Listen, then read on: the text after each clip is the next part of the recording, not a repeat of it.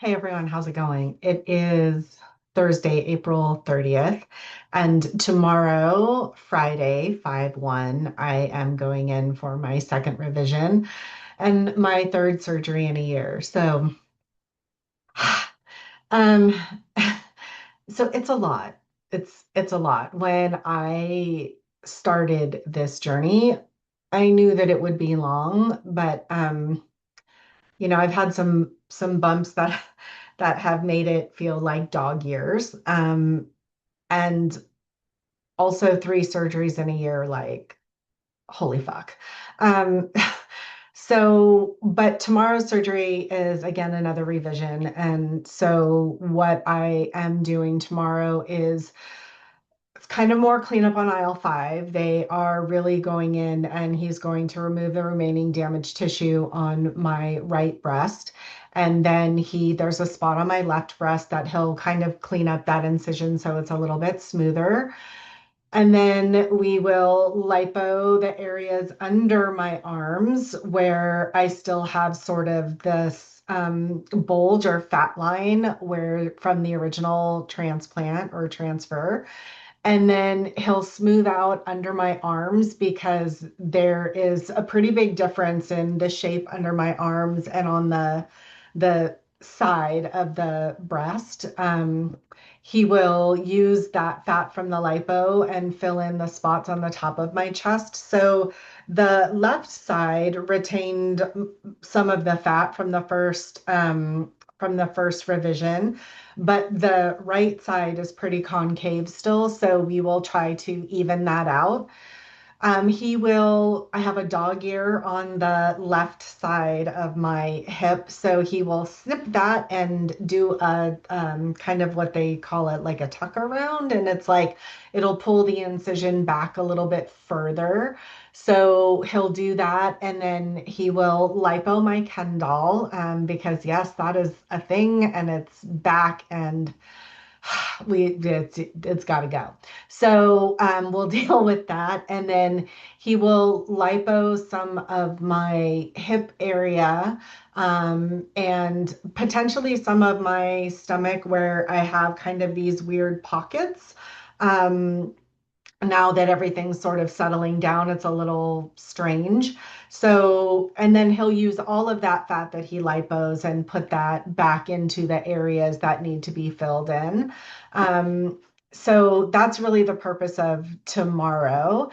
And then, oh, and then the other thing that we're doing is so when they remove the damaged tissue from my right breast and then kind of fix the spot on the left, the other idea is to create the pocket at the bottom of the breast because with that damaged tissue, I sort of lost the curvature or the bottom shape of my breast. So right now it's kind of flat and funky. And so the idea is to be able to pull the skin together in a way, and when removing that tissue, that it creates that pocket, and then he will rebuild that with the lipoed fat from my hips to the bottom of my breast to hopefully fill that out. So if all goes well, like this will be my last surgery until I get my nipples. And then we'll have to wait like 3 or 4 months post this surgery to see how everything settles and how the fat sticks around and all of that. But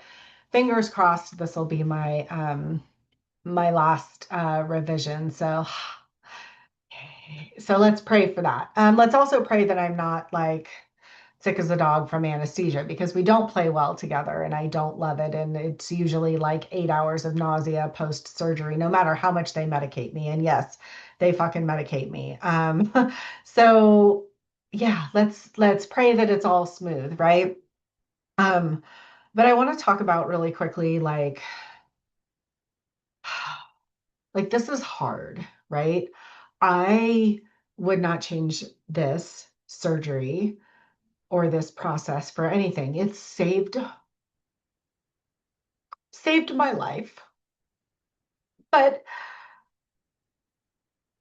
it's still hard. It's still hard as a provider, as somebody who chose to do this, to look at my body and see the scars.